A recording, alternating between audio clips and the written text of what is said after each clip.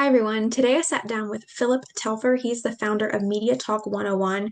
We had a great discussion on homeschooling, our digital age, and media in today's society. I think this conversation was very informative, very instrumental for families. We talked about how families should set boundaries with their children involving screen time and how to intentionally do so.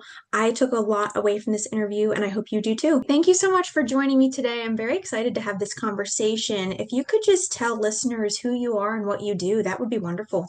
Well, thank you, Bethany. Yes, I'm Philip Telfer. I'm a pastor, author, and a content creator. But most importantly, I'm a father. I'm a husband. My wife and I have been married for 35 years, and we've raised four children to adulthood. We're a homeschool family, so we Great. homeschooled through high school and Wonderful. graduated all of our kids. And but I the reason I'm on this your podcast today is to talk about Media Talk 101, which I started over 20 years ago, which is been designed to help families regain focus and find balance when it comes to media and technology. And Sure. so that's something I'm very passionate about and have been doing that again for 20 years. That's amazing. And then just to kind of go back to the homeschooling piece, you said you started homeschooling when your children were high schoolers, or you homeschooled them the whole way through? We homeschooled them the whole way through to high Oh, school. So congratulations. we started when they were little. Great. What an accomplishment. And then do you want to share a little bit about Media Talk 101, kind of how you started that, what inspired you? I'd love to hear more. Yeah, well, I grew up in a good, strong Christian family, which I'm grateful for. I was kind of the black sheep of the family. I turned my parents into prayer warriors, and by God's grace, at 17, I began to follow Jesus Christ. I was not homeschooled. Wished I had been, but so at 17, it occurred to me that media and entertainment played such a huge part of my life, and it was mostly negative. And Mm-hmm. so I went on a media fast at the age of 17 as a new follower of Jesus. And that, again, nobody had ever heard of anything like that. Nobody had told me to do that. I was just being led by the Lord. And that I decided to do a 2 week media fast. And of course, there was Mm. no internet. This was back in Yeah. 1990. There's no internet, but we did have media. And I boxed up my video games. I turned off the radio. I didn't go to Mm. movies. I stopped watching TV. And I decided I'd do that for 2 weeks. Well, those 2 weeks were so transformative in my life. Mm. And I just regained focus. And now they call it digital detox. But then Yeah. it was just a soul detox for me. I Mm. really needed to just let things settle and for my focus to be reset. So, that then fast forward, I didn't really start a ministry then. I just lived differently than a lot of my peers. Mm-hmm. But when I became a youth pastor in the middle 90s or late 90s, and then I saw what a problem media and Yeah. entertainment and technology was in our Mm-hmm. culture, working with kids day in and day out. And that's when I began to think, wow, I need to find some way to communicate the things I've learned over the years to help others. Eventually, that changed from just a focus on youth to also the need to communicate these things to parents. Mm-hmm. That's so important. Um, I think with busy schedules and parenting, parents can kind of get lost in the shuffle and not realize what's actually happening to these younger generations. So it's really important that you're also speaking to the parents. I think that's a wonderful piece that you're doing. And then just a little bit, if you could tell us about Screen Time 101 and then also what you do with Christian Worldview Film Festival, that would be wonderful. Sure, yes. During the pandemic, which many of us want to forget about, but there was one of the positive things was there were a lot more organizations, and even like Hillsdale College was offering online courses for free. Hmm. And so we began taking those with the remaining children we had at home at the time. Oh, And I was wonderful. really enjoying the taking courses with them. We'd have coffee and do a Oh, Hillsdale College course. And it got me thinking, I've got 20 years of material.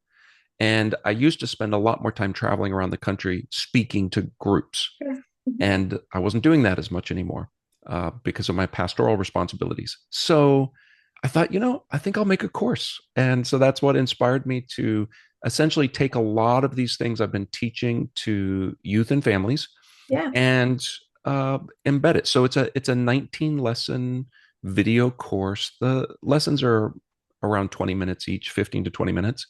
It's free. It's at Mhm. screentime101.com. There's Sounds great. downloaded, you can download the notes to follow along. There's quizzes after Mm. each lesson, and there's a final quiz, and you can get a certificate. And Ah, this is really could be for any families, but certainly for homeschool families, I mhm. encourage them just to integrate that into their curriculum. Yeah. Just make Yeah, it I was just gonna make it a say that as an requirement. extra, yeah, as an extra class. That's great. I wish I would have known about it. I was homeschooled and I graduated in 2021, so I wish I would have known. That's wonderful that you do that. Absolutely love it. And then if you could also talk about the Christian Worldview Film Yes. Festival. I don't want to cut you off. No, no, that's great. Yeah, so in 2014, Media Talk 101 began an outreach to Christian filmmakers because we're not, Media Talk 101. I've never been anti-media or anti-technology, and or even anti-entertainment. I believe that we Sure. need wisdom and discernment and Mm-hmm. balance.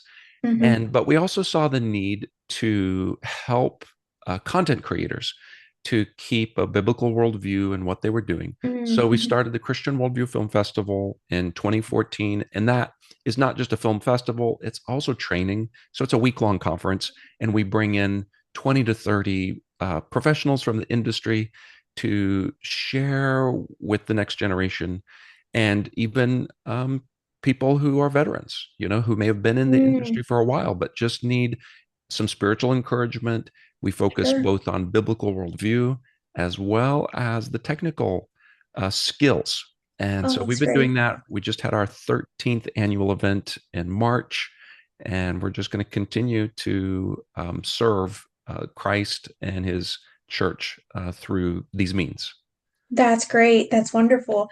And then just to kind of dig a little bit deeper into what you do, what motivates you to create and spread awareness about this digital age that we're living in and how parents can be more aware of what's going on? Yes. Well, I believe that every Christian should be serving their king in some way. Yeah. And so we should be seeking God and saying, what contribution can I make not only to my local church, because that's where it's got to start, and to our Hmm. families. We got to start at home, and then we serve our local church. And then if there's some bandwidth left, we should be asking, where is there a need? How can I serve? Yeah. So that's what motivates me, I is love that. that this is something I saw as a need, and it wasn't just a local need.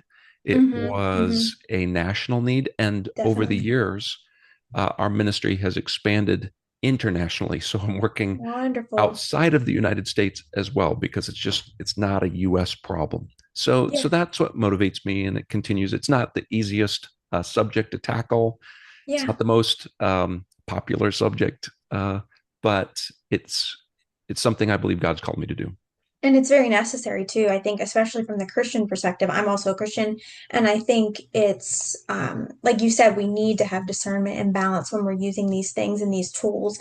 And then when you talk about media, are you talking like digital screens, or are you also talking like entertainment from books, magazines, that type of thing, or are you more focused on the screen aspect? Yeah, I mostly focus on digital media, Sure. though Yeah. the term, you're right, the term media encompasses a lot of things. But that Yeah. same, unfortunately, not as many people are reading today. Yeah. That's one of the problems with digital media.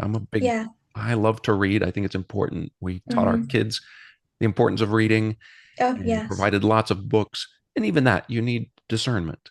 Hmm. But today, most people and young people today are glued to screens. So yeah, Yeah. that's the focus of the ministry. Yeah, and to kind of pick your brain a little bit, I've been seeing a lot of research how elementary school students in public schools are not reading at adequate levels. Now, I'm a believer. I think it depends on the child when they need to learn to read, like when it best suits them. But I just saw, I believe was it third grade or first grade? I can't remember, but it was 1 in 3 students. Um, 1 out of 3 can't properly read.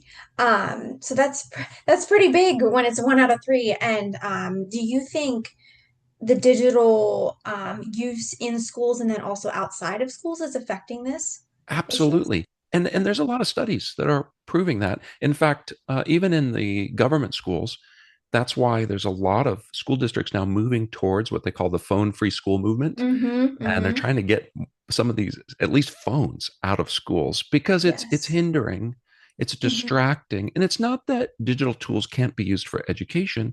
They certainly Sure. can. I use digital tools for education. I have an Yeah. online course. I'm a big believer in using those tools Mm. supplementary. Yeah. But here's the problem. One report by the CDC uh, told us that on average, children ages 8 to 18 actually consume 8 hours of media, Mm. of Mm-hmm. entertainment Mm-hmm. media every day. So that's not school. That's entertainment media. Yeah. That's besides whatever they're doing in school. Mm. So the most young people are looking at digital tools as not a tool, Yeah. but a toy. Yeah. This is a means of entertainment. It's a means of diversion.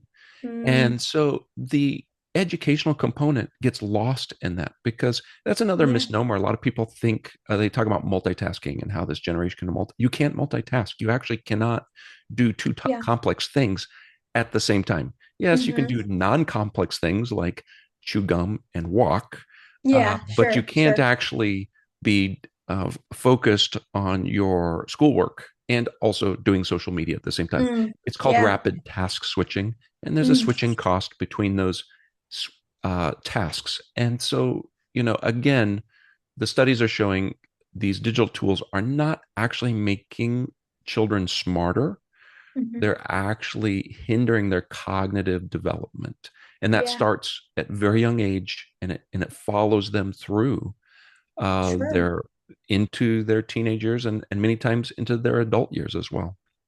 Yeah. Yeah. So how do you think parents can kind of set screen time boundaries, or how should they do that in this digital age? Yes, they should definitely set screen time boundaries. The first step is the toughest one, and that is to be a good example. Because Mm. I used to Yeah. just spend most of my time talking with teens, but now we have a new generation of parents that were the the digital Yeah. natives That's who so true. Mm. grew up with smartphones and grew up with the internet. And so we have a new generation of parents that are really struggling themselves. And another Yeah. issue that we have is we have no ancestral wisdom. Like I couldn't Mm. go to my parents and said, Mom and Dad, how did you handle smartphones when we were Mm-hmm. kids? And they'd look at Mm-hmm. me like, Philip, you didn't have smartphones. Okay, Mm-hmm. well, how did you handle the internet? Well, Yeah. Philip, we didn't have the internet when you were a kid. Well, how did you Yeah. handle social media? Well, we had other things, but we didn't have what parents are facing today, young parents are Sure. facing.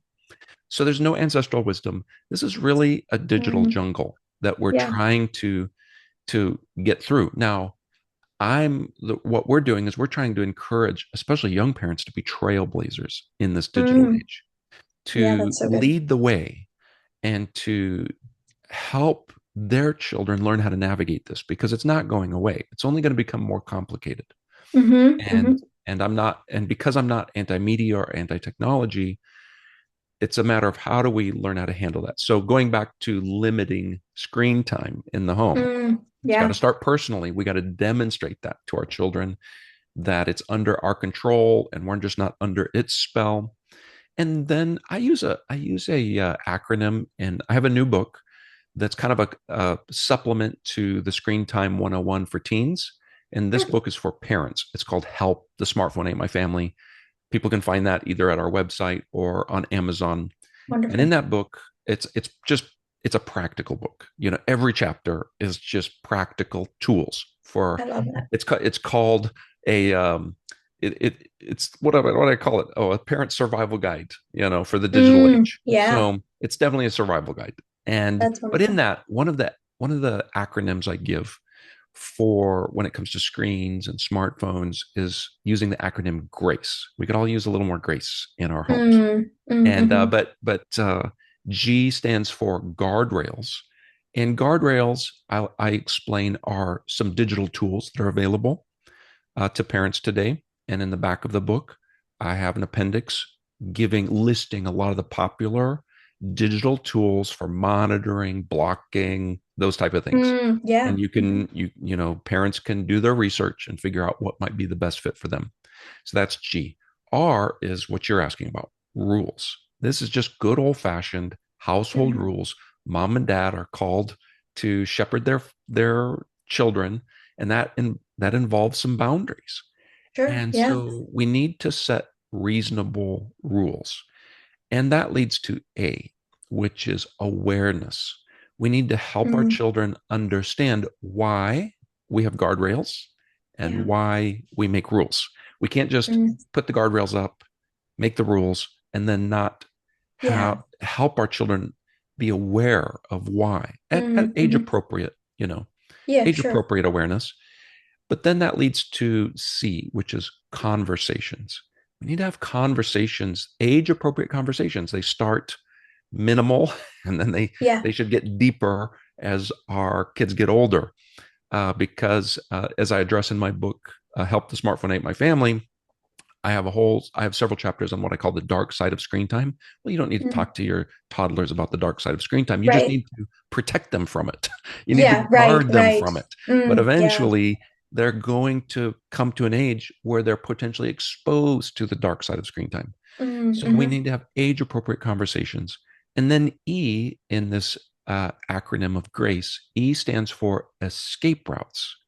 And what's an escape route? That means we need to also, in those conversations, have a well enough established relationship with our children that they can know that if all else fails, if the guardrails failed, if the Mm, rules were circumnavigated, if yeah. all the conversations that we had didn't take root, and a child finds themselves in a dark place on the internet, maybe it's sextortion, maybe it's some other issue, Hmm. they need to know that they can come to mom and dad, and that's Yes, the yes. best place to So handle it. important. Because unfortunately, in our culture today, there are teens getting caught in the dark things on the internet, Hmm. and they feel trapped and they don't know what else to do. Unfortunately, Hmm. some of them just kill themselves, commit Mm, suicide.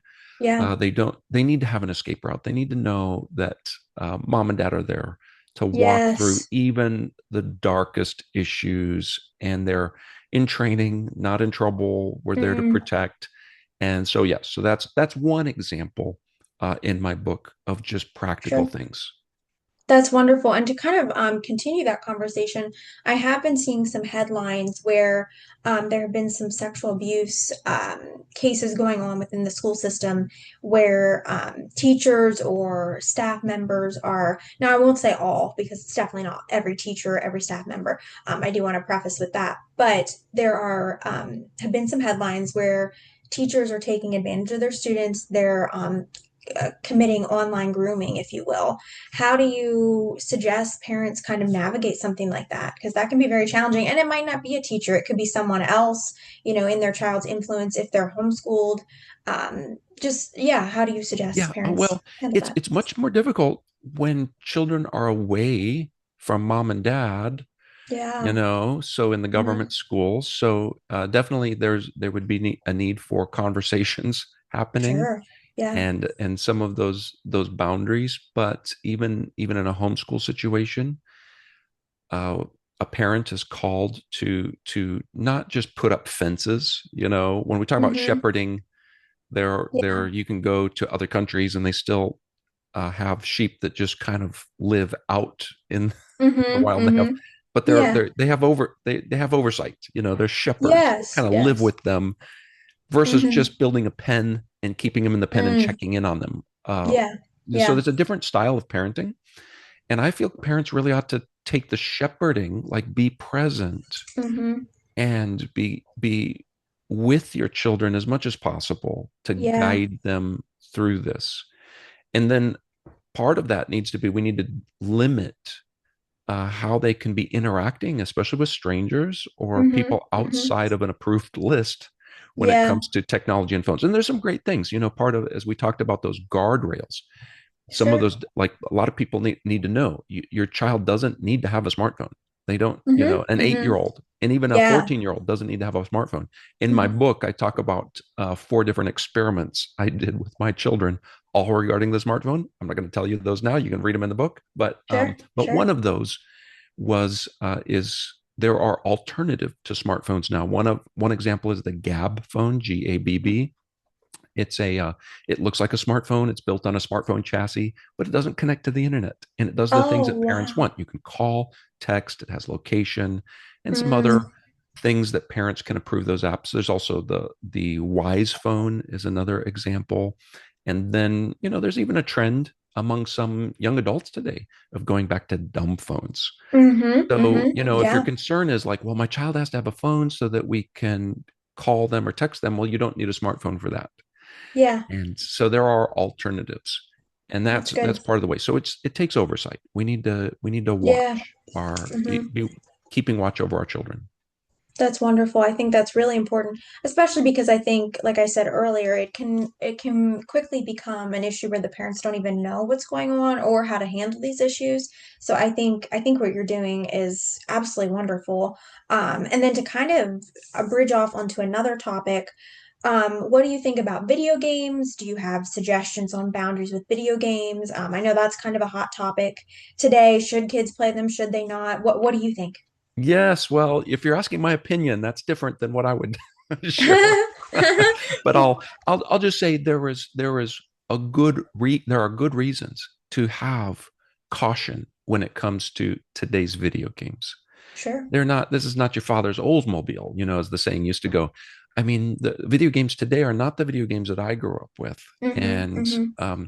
so I do actually have a free ebook on our website, mediatalk101.org.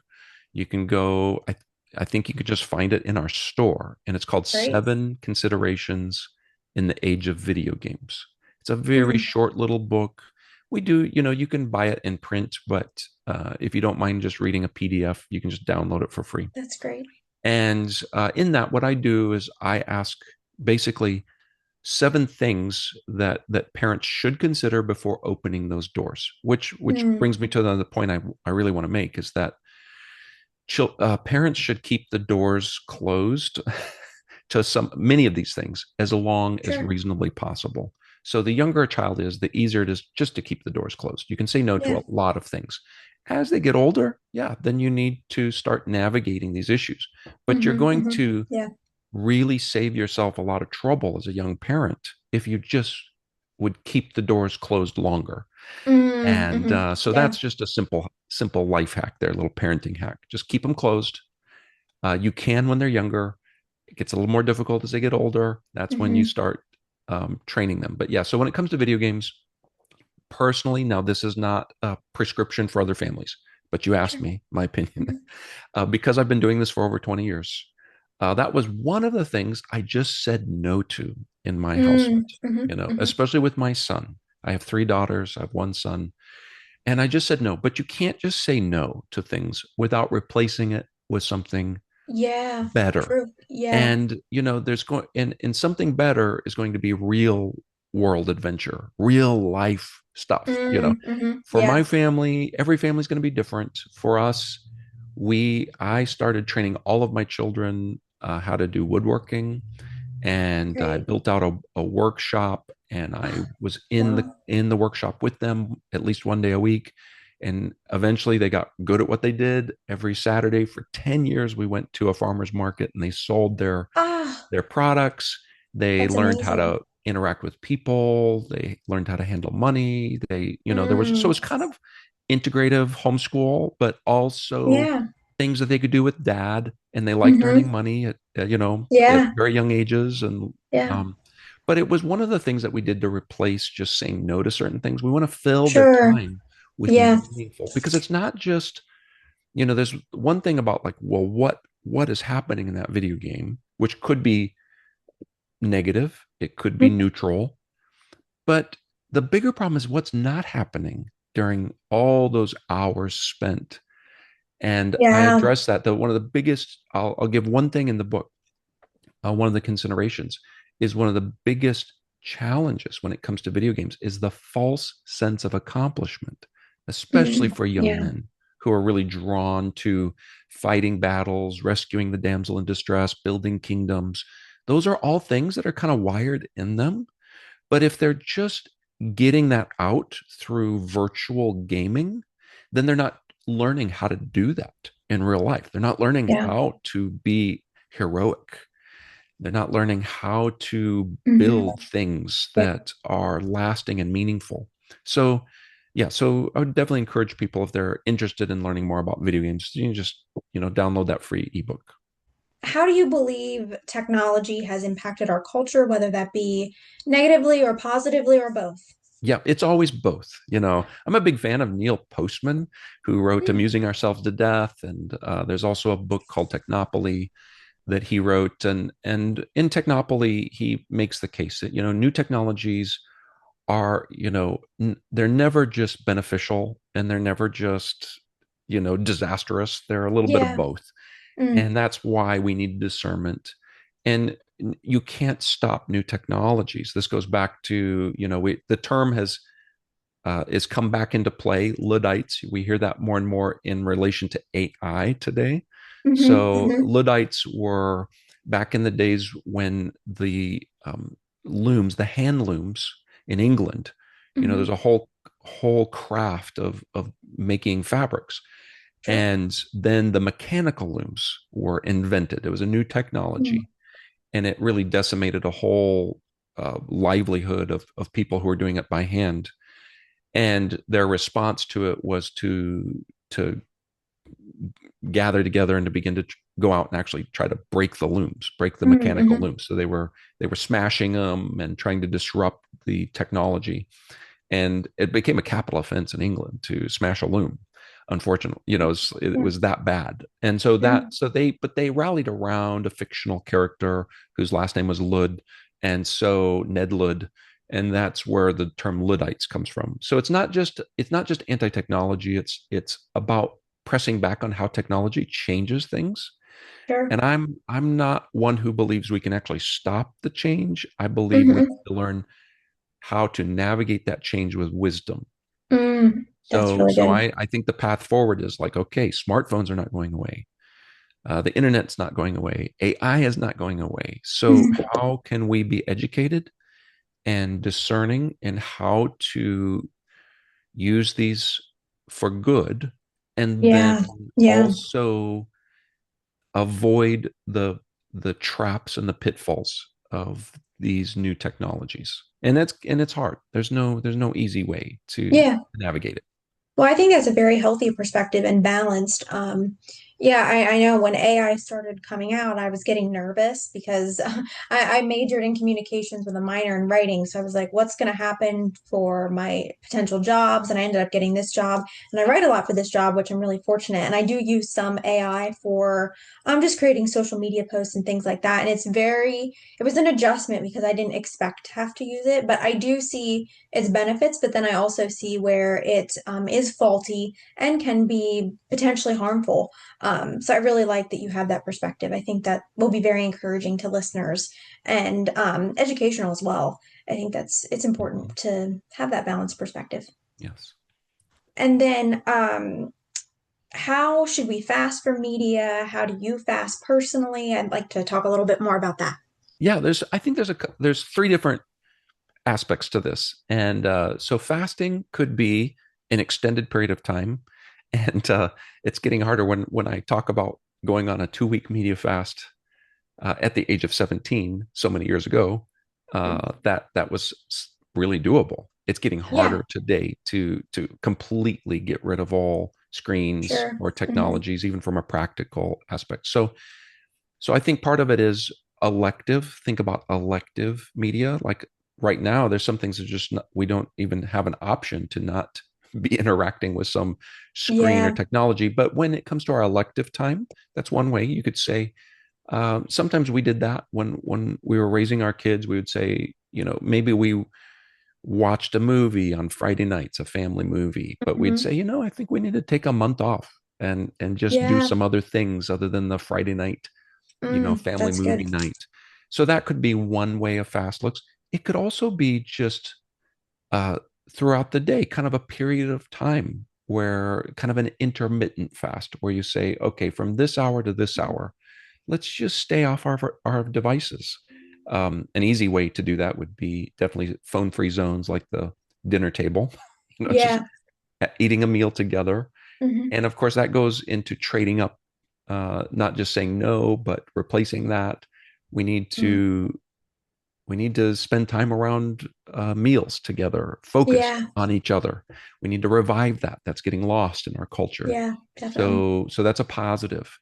And likewise, you could do that. But the third component of a fast is really about your diet, because fasting, even when we talk about food, can be somewhat of a fad, and it can be kind of a yo-yo effect with Yeah. food. And same thing with media, so you could go without media for a month, but then if you go back online and you're just like ravenous and, you know, Yeah, like an over addict. consuming Yeah. and binging media, wouldn't Yeah. it be better if we learned how to set just a good pace and Mm, to really just watch our media diet, set a healthy media diet that fits, that's reasonable.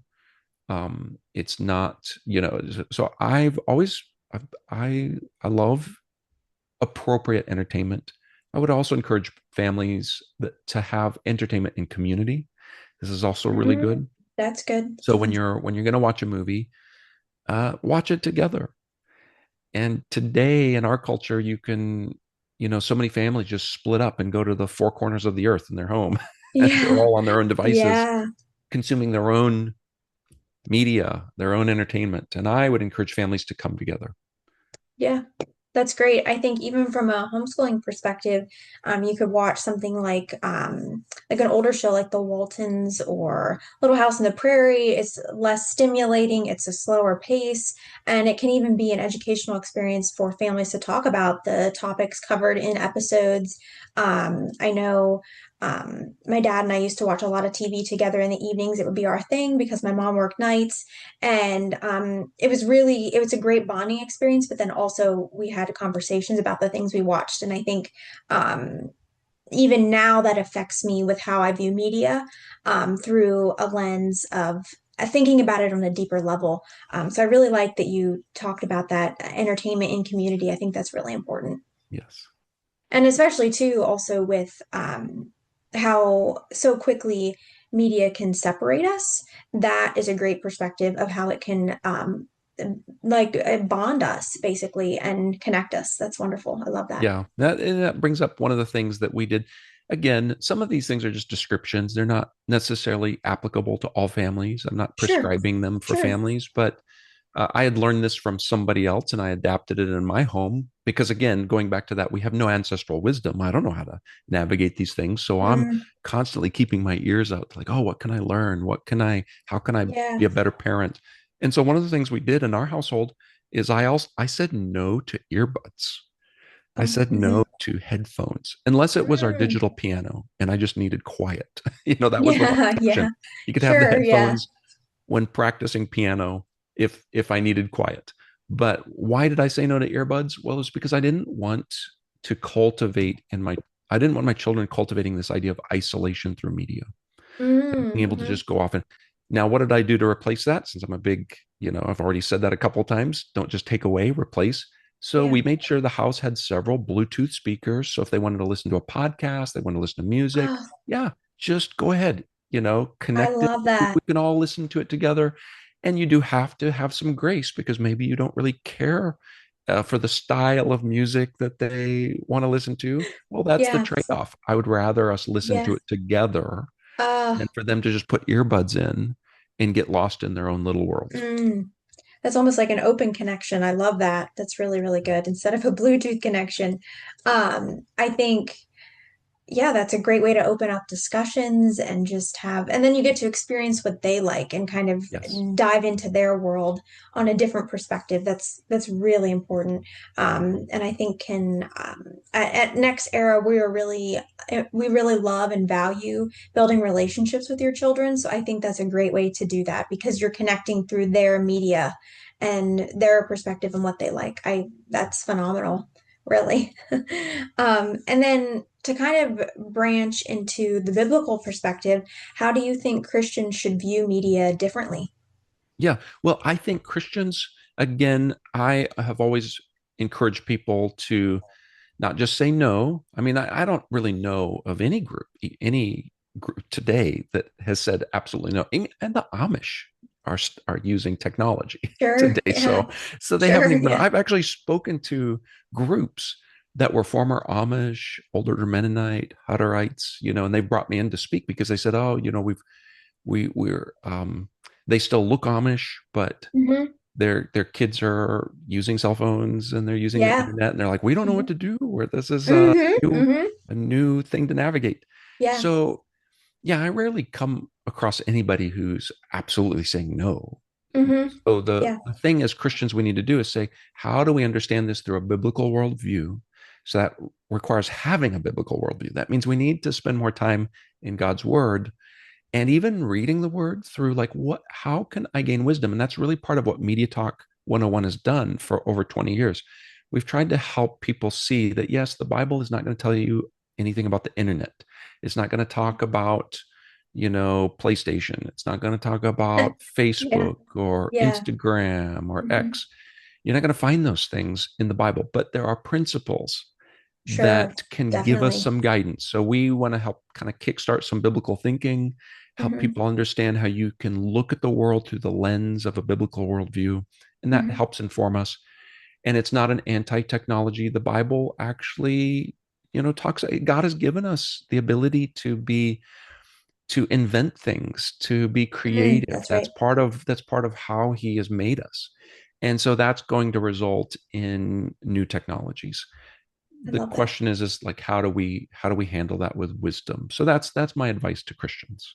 I love that. And to actually touch on what you said about the Amish and Mennonite communities, I live in Pennsylvania, so we have pretty strong Amish and Mennonite community. And I believe it was last year or the year before, we have a local Mennonite family who they fix tractors, mowers, all that type of thing. And my mom had to stop in and she was asking him about a new church that's just over the hill from us. It was recently built. And she was saying, why is this new church there? She was just curious. And he said, well, actually, I started going there because the church I was going to didn't allow computers, and I have to use it for my job. I have no choice with what he's doing and ordering parts and all that type of thing. So I think what you said, we can't really say no to it, and we might have to make lifestyle changes just as he did. He had to go to a different church. Which I think that was interesting, and I like that you pointed that out because I have seen that firsthand, how it does still affect the Amish and Mennonite communities, even if we think it might not.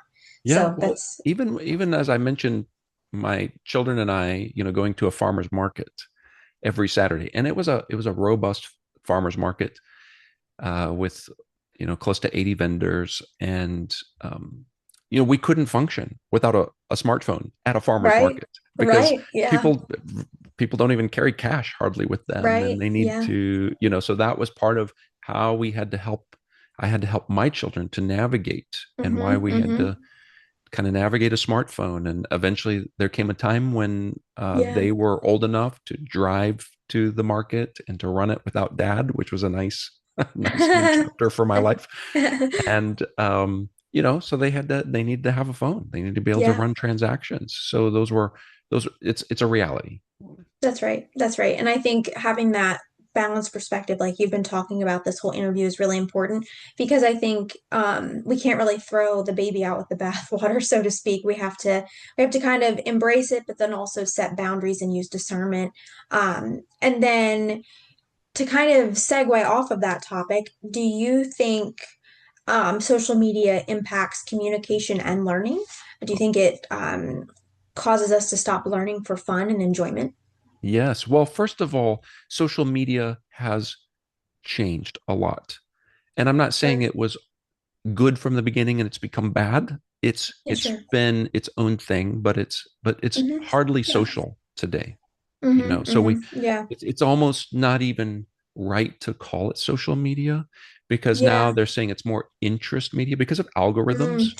Yeah. They're learning. I'm a if your viewers or your listeners of this podcast, I'm not recommending that you get a Netflix subscription, but if you have one, you should watch The Social Dilemma, Oh, I which think is a I've heard of that. Netflix original. It's the only place you can see it. So again, if you don't have Netflix, that's fine. You don't have to watch it. But if you do, definitely put that in your watch list. It's called The Social Dilemma. It demonstrates how the developers of these platforms understood what they were doing. And now, Mm, a lot of what is going on in social media is you are becoming the product.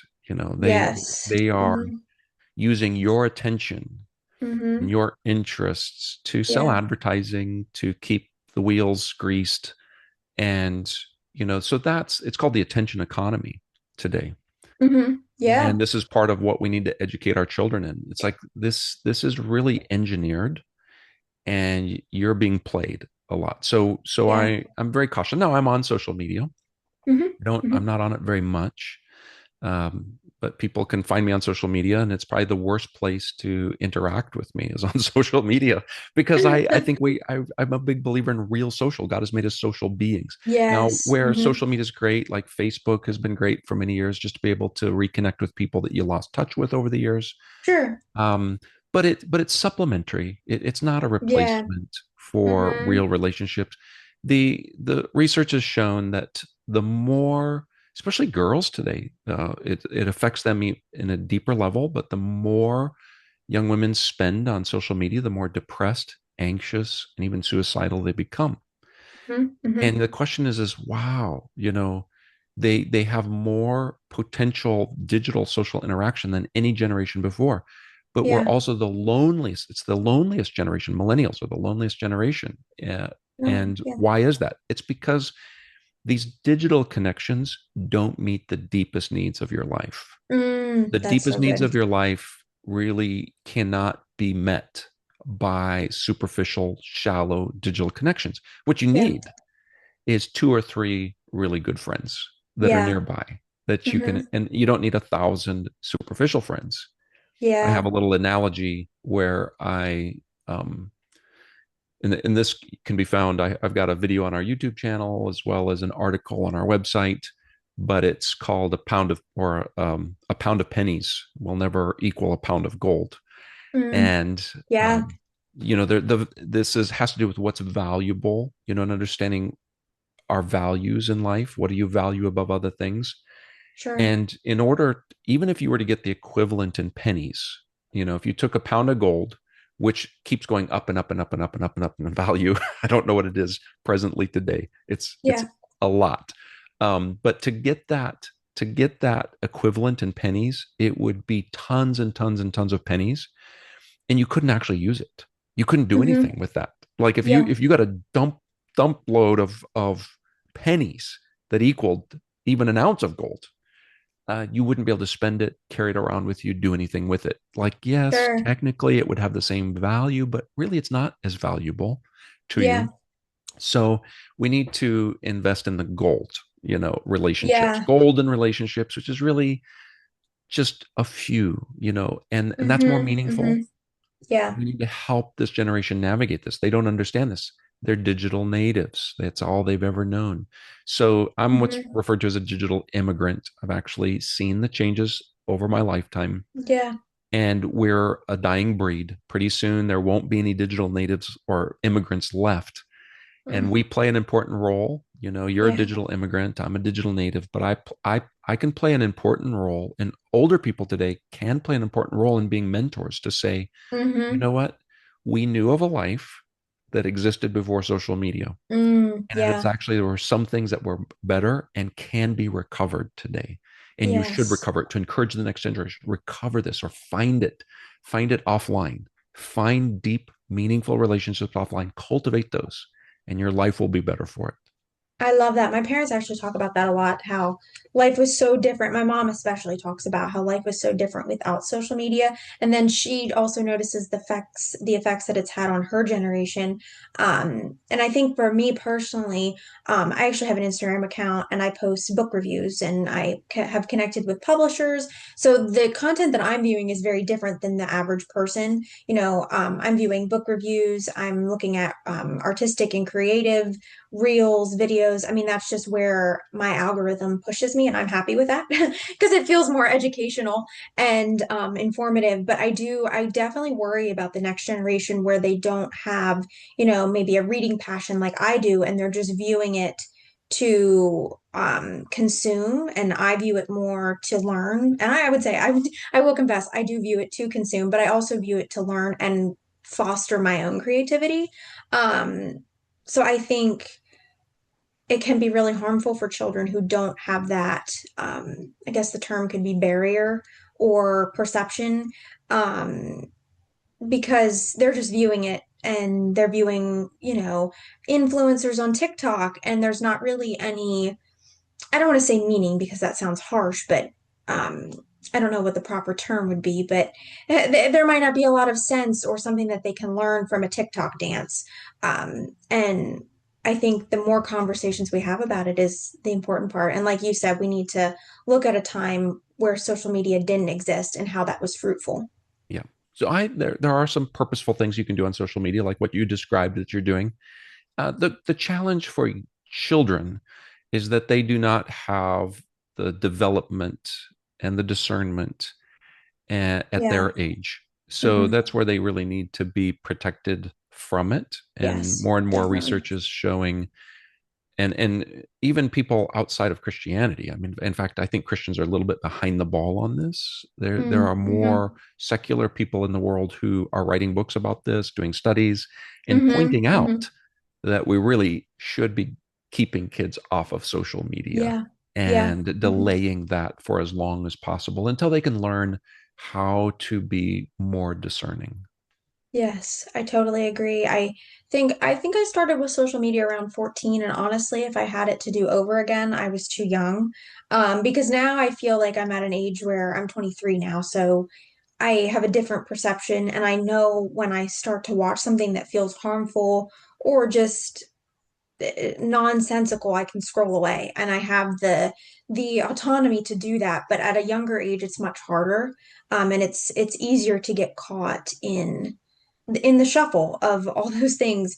So I think, just to kind of finish off with a few more questions, why do you think, and we've kind of already touched on this, but if you'd like to go a little deeper, that would be great. Why do you think families should practice discernment? And then how can they also kind of handle um, navigating if they have multiple children, how to navigate the different ages with social media, versus a 10-year-old and a 18-year-old using social media, that's going to be different for them. What are your suggestions? Yes, it gets more complicated the more children you have and the age Mhm. spread.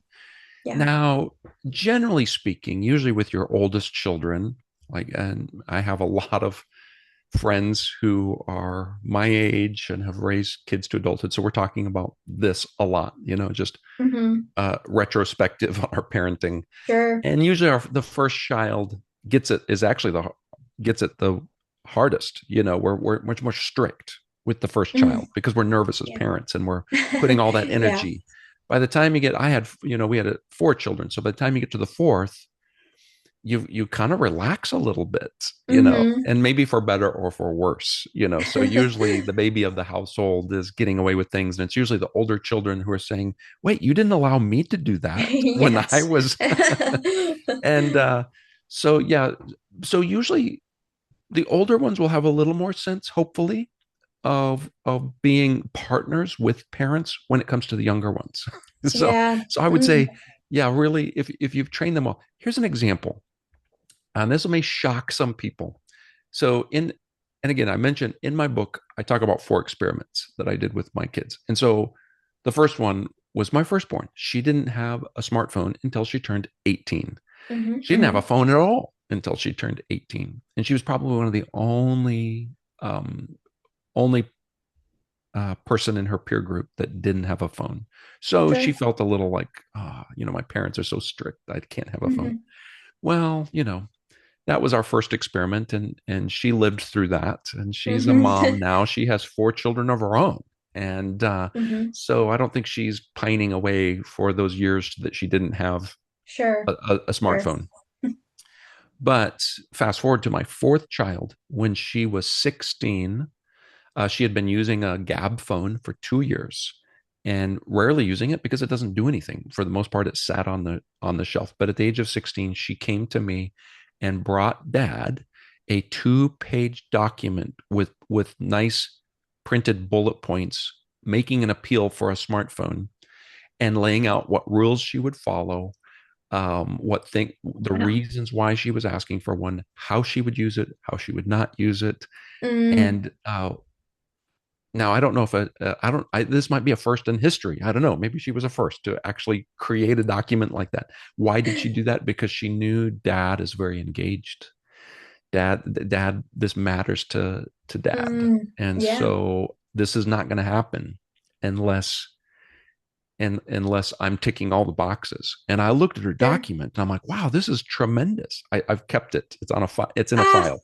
I love that. I scratched one thing off that list and I added one thing. And people always ask me, like, what was it? Oh, I scratched off Pinterest because a lot of her reasons was she was at 16, she was not only helping to run our like family woodworking side business, but she was Mm-hmm. also got hired to help somebody else run a small farmers market. And Oh, so, wow. so she That's really great. needed a phone, for Yeah, productivity and so she was like, oh, there's some things I can't do on my Gab phone that I really need a phone that sure. can Yeah. function in this way. And but for her business purposes, she was wanting Pinterest. I said, I think that's a stumbling block. So I think you can do it without Pinterest. So I scratched that off the list. And the one thing I added to the list was she had already agreed to, like, I will pay for the phone, I will pay for the service, Mm-hmm. and which I said, well, that's good. But what I added was, even though you are paying for it, since you're still underage and you're still in my home, if there are problems, I reserve the right to confiscate this phone and reset, Mm. Mm-hmm. Mm-hmm. how this is going. So this is not Yeah, just, I bought it, I paid for it, therefore I can do whatever I want. sure, No, sure. and you know what? We really didn't have any problems, and Wow. with her navigating that. So again, your question about raising our children and training them, it's not one conversation. That's right. You can't just have one conversation about this. And in fact, that's the point I make in my book. The book Help the Smartphone Ate My Family, where I open up in the chapter talking about the 1984 movie Gremlins. I'm not recommending the movie, but I watched it as a kid, and it's known as a comedy horror. It's got these little monsters in it, but it starts out with this cute little interesting animal that's picked up by a dad for a gift for his son. And but this little strange animal has three rules that you got to keep, and if you don't keep it, something happens. They don't know what's going to happen. And but the son accidentally breaks the first rule. The little creature multiplies. They're devious. They trick him into breaking the second rule. Then they turn into little gremlins. They turn into these little monsters that now threaten, and they're just creating mayhem in the community and in his home. And the rest of the movie is about like trying to contain these little Mm-hmm. monsters. Mm-hmm. And I feel like smartphones have become like that, where Yeah, we give, so definitely. many parents are giving them to their children with no rules at all. Like Yes. Yes. you need to start with Mm-hmm. rules. You need to Mm-hmm. start with agreement. In fact, Yeah. I'm a big fan of like what my daughter did. Let's make a contract. Let's say, Yes. let's get it in Yes. writing. Mm. These are the boundaries. And if the boundaries are not kept, this is going to be the new path forward. Yeah.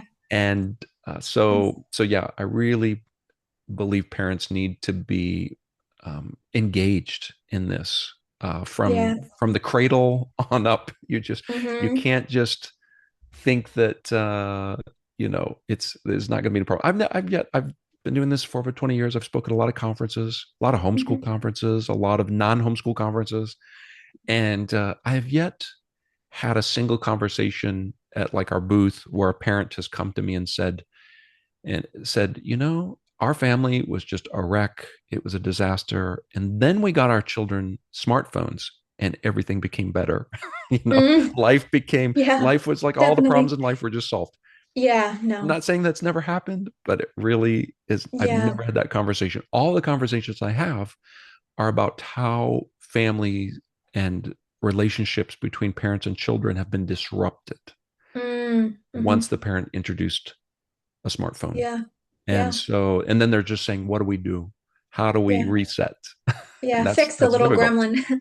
Yeah. Yeah, that's great. And I think everything you share today is just so important and will be very informative for our listeners. And just to kind of wrap up, since we're coming up on an hour, I just wanted you to share where people can find you. Where can they find your book?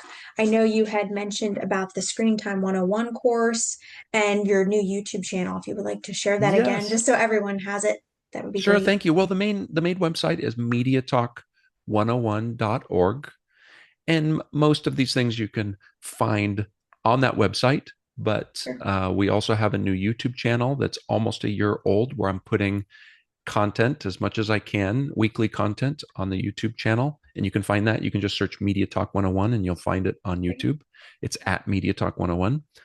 There's the Screen Time 101 free online course for teens. And I encourage parents, especially if you're homeschooling, you can just take it as a family together.